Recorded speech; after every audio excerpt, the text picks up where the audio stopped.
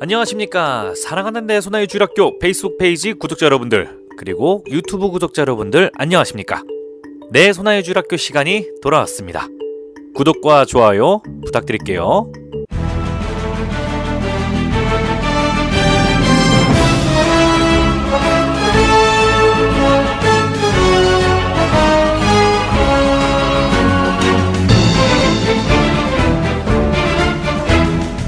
카르멜 산에서 바알의 사자들과의 대결이 있은 후 시리아의 국가 아람왕 벳 하닷이 정군을 소집해 북이스라엘을 쳐들어왔습니다. 그리고 왕성 사마리아를 포위한 채 북이스라엘 왕 아합에게 가오를 잡았습니다. 벤 하닷이 말한다. 그대의 은과 금은 나의 것이다. 그대의 아름다운 아내들과 아들들도 나의 것이다. 하지만 여기에 아합은 쫄았는지 기가 죽습니다.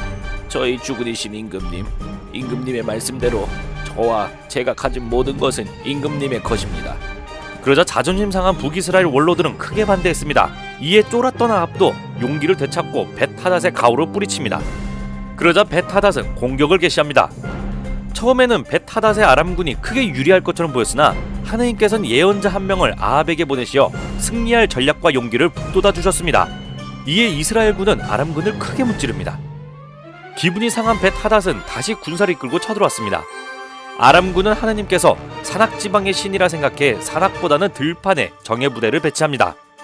이를 두고 하느님께서는 예언자를 보내시어 아람군은 주님이 산악지방의 신이고 평야의 신이 아니라고 하였다. 그래서 내가 저 대군을 모두 너의 손에 넘겨주리니 너희는 내가 주님임을 알게 될 것이다. 그리하여 북이스라엘군은 산악과 들판 두 곳에서 모두 아람군을 쳐부수는 쾌거를 이룹니다. 아주 개박살이 난 아람의 왕 벳 하닷은 걸음아 살려라 하고 도망쳤습니다. 하지만 북이스라엘군에게 붙잡히게 되어 일전의 가오는 사라지고 목숨을 애걸하게 됩니다. 임금님의 종 벳 하닷이 저의 목숨을 살려주십시오 하고 빕니다. 이를 본 아합은 불쌍한 기분이 들었는지 다마스쿠스에 북이스라엘이 주둔하는 곳으로 협상을 하고 그를 풀어주었습니다. 하지만 이것은 큰 실수였습니다. 과거 사울왕이 헤렘 명령을 지키지 않아 하느님의 저버림을 받았다는 것을 배우지 못한 것이죠. 벤 하닷은 분명 잡아서 죽였어야 되는데 죽이기는커녕 협상을 통해 소소한 이득이라 보려 했으니 말 다 했습니다. 그래서 하느님께서는 예언자를 통해 너는 나에게 온전히 바쳐야 할 자를 손에서 풀어주었다. 그러니 그를 대신하여 네가 죽고 그의 백성을 대신하여 너의 백성이 죽을 것이다 라는 경고를 날립니다. 그 후 그러던 어느 날 아합은 반성하는커녕 왕궁 옆에 썩 좋은 포도밭이 있다는 것을 알고 그것을 자신의 정원으로 삼으려고 포도밭 주민 나봇에게 누명을 씌워 쳐 죽이는 죄를 저지릅니다. 이에 하느님께서는 분노하시어 엘리야를 보내 아합에게 저주를 내리십니다. 아합은 엘리야를 보자마자 짜증을 냅니다. 이 내 원수 또 나를 찾아왔어. 이에 엘리야는 아합에게 하느님의 말씀을 전합니다. 또 찾아왔습니다. 임금님이 자신을 팔면서까지 주님의 눈에 거슬리는 악한 짓을 하시기 때문입니다. 나 이제 너에게 재앙을 내리겠다. 나는 네 후손들을 쓸어버리고 아합에게 딸린 사내는 자유인이든 종이든 이스라엘에서 잘라버리겠다. 나는 너의 집안을 느밧의 아들 예로보암의 집안처럼 그리고 아히야의 아들 바아사의 집안처럼 만들겠다. 너는 나의 분노를 돋우고 이스라엘을 죄짓게 하였다. 개들이 이즈라엘 들판에서 이제벨을 뜯어먹을 것이다. 아합에게 딸린 사람으로서 성 안에서 죽은 자는 개들이 먹어치우고 들에서 죽은 자는 하늘의 새가 쪼아먹을 것이다. 자신의 멸망과 아내의 처참한 최후를 들은 아합은 기가 죽어 옷을 찢고 단식에 들어갔습니다. 그리고 풀이 죽은 채 돌아다녔습니다. 이를 본 하느님께서는 그래도 그의 반성을 보시어 그가 살아있는 동안에는 재앙을 내리지 않고 그의 아들 때에 가서 재앙이 올 것이라 미루십니다. 그런 일이 있은 후 유다왕 여호사밧의 권유로 북이스라엘 왕 아합은 연합군을 이루어 아람의 땅 라몬 기랏을 되찾으려 했습니다. 여호사밧은 출전하기 전에 예언자들에게 하느님의 뜻을 물어보자고 제안했고 아합은 이물라의 아들 미카야 예언자만 두고 모두 부릅니다. 미카야 예언자는 아합에게 쓴소리를 자주 해서였습니다. 여호사밧은 그런 아합을 다그치고 미카야 예언자까지 부르게 합니다. 모든 예언자들이 전부 연합군의 승리를 예언했습니다.